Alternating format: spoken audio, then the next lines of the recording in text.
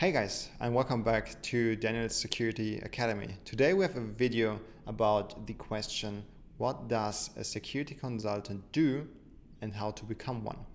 I hope you find it interesting, so let's start right into it.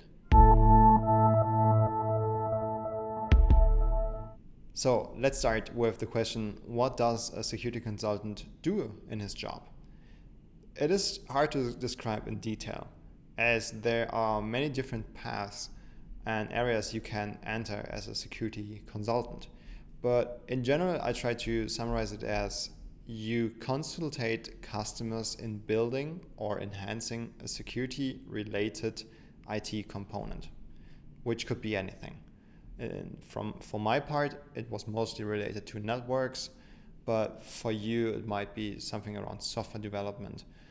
And IT security has a ton of different domains you can dive into. And usually a security consultant is focused on only one or two domains. So I said, take me as an example. I worked in the networking space for roughly 6 years and had a focus point on network security. I then switched from being the network engineer to become a security consultant at Reply, where I'm still today. And I personally only focus on network security and operations. I did also touch other domains, but those are my home domains. So the CISSP, which I will talk about a little bit later, what kind of certification this is, which is a certification from the ISC Square community, they have 8 domains in total, and I do like their approach of categorizing those domains and putting them up. So those 8 domains are security and risk management, asset security, security architecture and engineering, communication and network security, identity and access management, security assessment and testing, security operations, and lastly, software development security. As I said, I'm home at domain 3 and 4 and 7, which is security architecture and engineering, communication and network security, security operations. But I also have done work around the domain of security and risk management, about asset security, but I personally never have done anything around identity and access management, security assessment and testing, or software development security. So I do work in 3 of the 8 domains. I touched 2 others, but I never touched the 3 remaining ones. And this is probably something you would see across most of the IT security consultants. They are focused on something. So someone else might be, for example, working in domain security assessment and testing, as well as software development and security, but has never touched the other domains, unless maybe identity and access management. And he's still a security consultant, just as I am, but we have totally different focus points. So his expertise and my expertise will be very different from each other. And the list of the CISSP domains is not the entire scope of IT security, as day by day new use cases and technologies arise and will need some security. Okay, moving forward. How do I become a security consultant? Also here, all roads lead to Rome. There is no predefined career path you need to follow or you can follow to be sure to end up as a security consultant. A good start is a bachelor in computer science or computer engineering, which will kick you off with a broad knowledge of IT, which is very, very helpful and required for being a security consultant. Then I would recommend you going to one of the paths as either an administrator or an engineer to get some hands-on experience in one of the domains. It doesn't matter which domain. Become a software developer, for example. Become a network administrator. Become an identity access management administrator, dealing with, for example, ADs. Become a risk manager, not a manager, but a risk advisor. Become someone who works in operations. There's so many paths you can take from developer, administrator, engineer point of view, which will give you a great first hands-on experience on some kind of technology. And this is, I strongly recommend you doing this before having security consultant as your first job. Because the more systems and technologies and vendors you have seen during this kind of phase, the better you are prepared for the consultancy market and the higher your market value is. So if you just have seen one vendor, one technology, your value in terms of what you can expect from a salary point of view, and also where and kind of projects you can be placed on as a consultant, will be lower. But if you've worked like with 100 different brands, technologies, and you're so eager to work with new technologies every day, you will become something like a Swiss Army knife, which you can just use for different projects and different situations, which will give you a good salary. So make sure to not only focus on one thing, but have your eyes open towards the left and right. Which also leads to the next point I want to make, which is don't make yourself comfortable as the market really keeps moving forward. And as a consultant, you need to be at the pulse of the time. So, meaning, if a major security incident is happening on the world, for example, the Poodle attack, or Spectre meltdown for the CPUs, read IT news frequently so you know what's happening on the market right now, and also maybe to understand what kind of new trends you have. For example, maybe someday Python is not going to be considered a good scripting language anymore, but you only focus on Python and you miss the part from moving from Python to maybe the new scripting language everyone is using. Then you will have to make up a lot of time in a shorter time because you were not at the pulse of the time. Which doesn't mean like you have to change every 3 months, but just be aware what the market is doing and follow the market pretty much. And my boss usually says one thing, and which is somewhat funny, but also somewhat actually true. He says you have to be one Google search smarter than the client. This makes you a good consultant. Just be one search ahead. So if you are presenting something where you are not a deep expert in, just make sure you can cover basic questions. You don't need to cover the deep questions. You can just say, okay, I'm gonna take this and answer it later.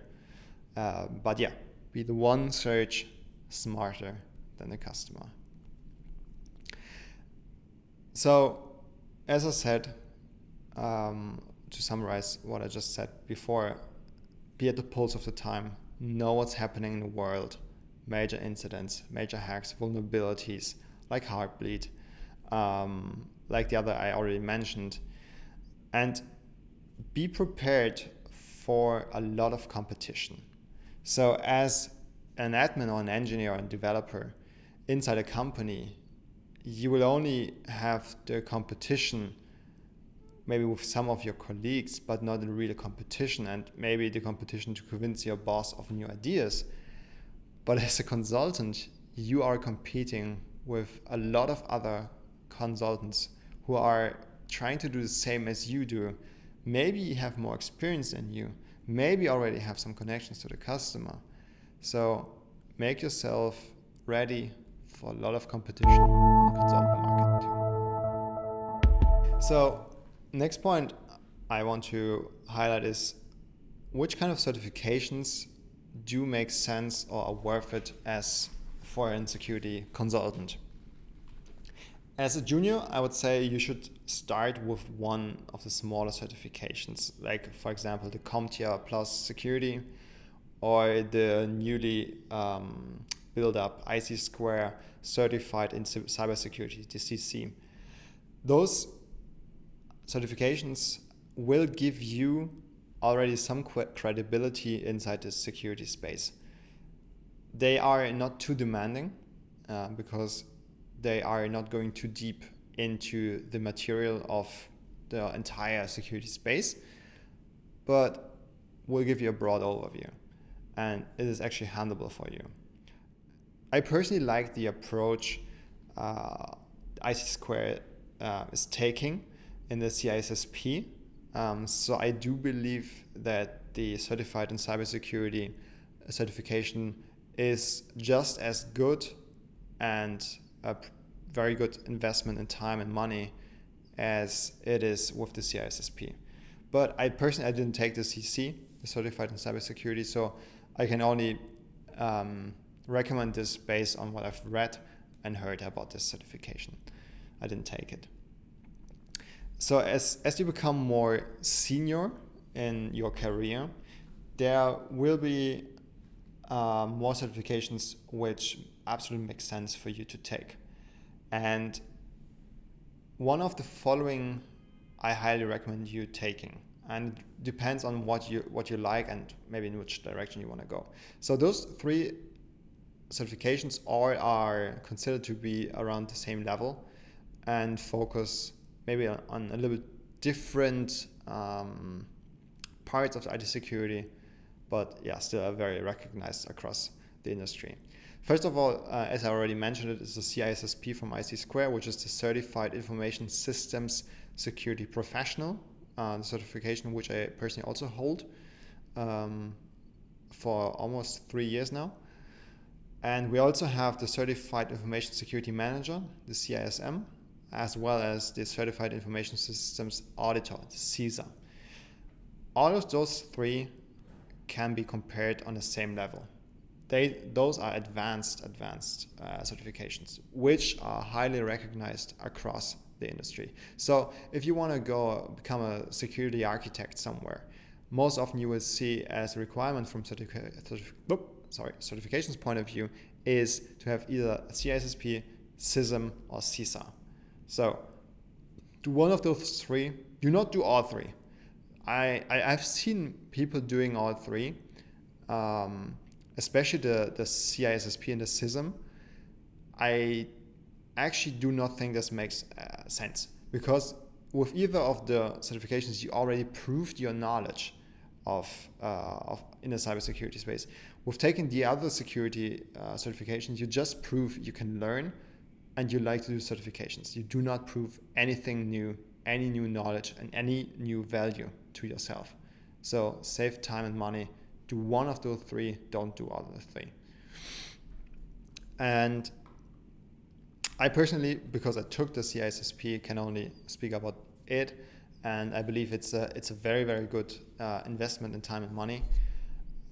But I also heard a lot of positive things about the CISM, so I personally can, from my recommendation only, or from my experience, can only recommend the CISSP, but yeah, the others are still worth the money and time, even though I didn't have the time to do it, or actually decided against those to do.